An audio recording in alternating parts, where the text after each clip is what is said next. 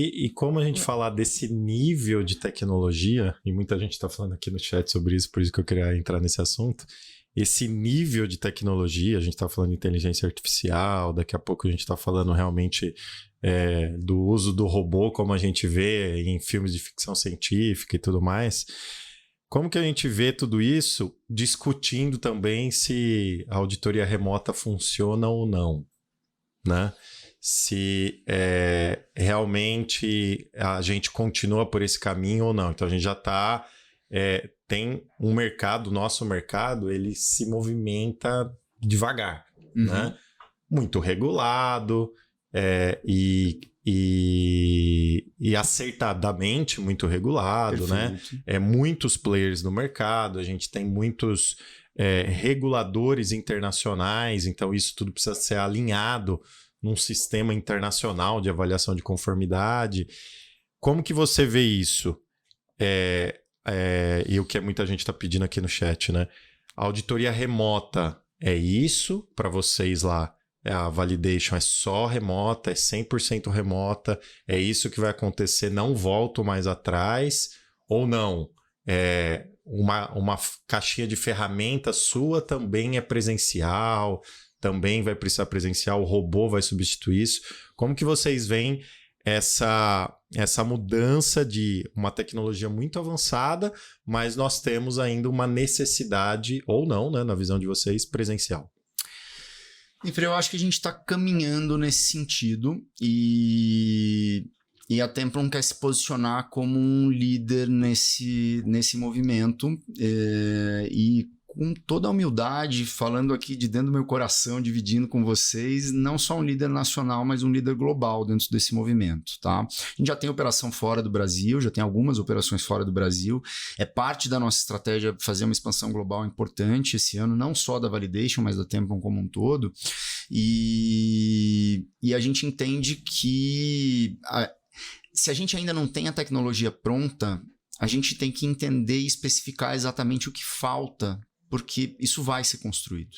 Isso vai ser construído. Para alguns tipos de serviço, o presencial ainda tem um papel absolutamente importante.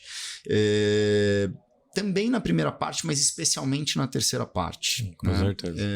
A primeira parte, como você bem disse em algum momento, aliás, foi a Ana que citou, a terceira parte por força do modelo, por como funciona o modelo e como você disse, acertadamente ele é muito regulado e precisa ser, esse é o tipo do assunto que não dá para a gente falar em não ser regulado, isso é algo que não deve ser cogitado, mas... como a Ana citou, a gente tem a terceira parte, ela vê uma fotografia, ela tem uma característica de fotografia. A primeira parte, no nosso modelo, ela vê o filme. Então, eu entendo que há uma diferença de posicionamento, uma diferença de resposta para a tua pergunta quando eu olho esses dois pontos de vista. Na primeira parte, eu acho que a gente está muito mais próximo de um momento onde a gente dependa muito pouco do presencial. Muito Legal. pouco. As tecnologias já conseguem nos entregar muita coisa. Hoje eu consigo acompanhar uma obra com drone. Sim.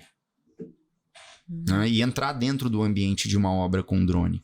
Né? A gente já, inclusive, tem atividades fora do Brasil, porque também é um tema bastante regulamentado, que acontecem práticas no dia a dia usando esse tipo de tecnologia. Né? Por que não pensar em usar isso aqui? Sim. Mas o investimento é muito grande. Inteligência artificial era um investimento muito grande até... isso vai... Né? O custo de aquisição de tecnologia no lançamento, ele é sempre muito alto, mas ele também sempre tem uma curva de regressão muito forte. Sempre. Né? Quando você usou provavelmente o ChatGPT pela primeira vez, você pensou assim, nossa, isso aqui está gratuito. Daqui a pouco esses caras vão cobrar uma fortuna para usar isso. Aí vem o Google e traz uma outra ferramenta. Essa semana, o Gustavo, do nosso time de BI, compartilhou com a gente um mapa com mais de 350 ferramentas de inteligência artificial que já estão disponíveis para o público e que podem ser utilizadas por qualquer pessoa.